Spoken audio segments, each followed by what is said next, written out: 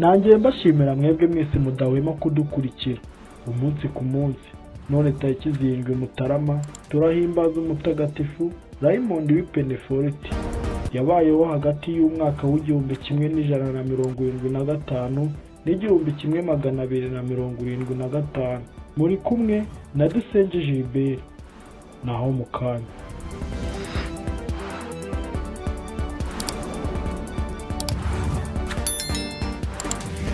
Umusaseridoti Raymond w'Penefort.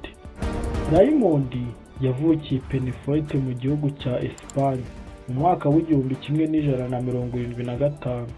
Yabaye ikirangirire cyane mu bwenge bw'amashuri no mu mico ya Gikristo. Amashuri ye yayarangirije muri kaminuza y'i Pologne, ari naho yahawe umurimo asohotse muri kaminuza.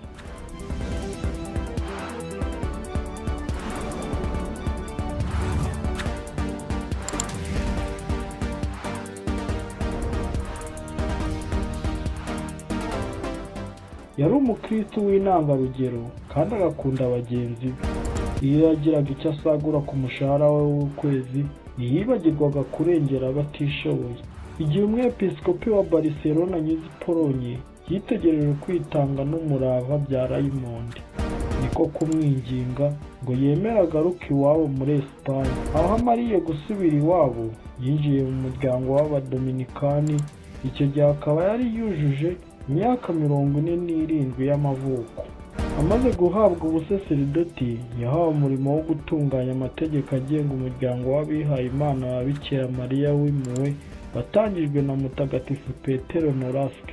Nyuma yaho Papa Gregory wa 9 yamutumiye i Roma, ahamara imyaka 4, hanyuma atorerwa kuba umukuru w'umuryango w'Abadominikani. Nyamara ariko hashize imyaka 2 gusa asaba kwegura ku mirimo y'ubuyobozi bw'uwo muryango.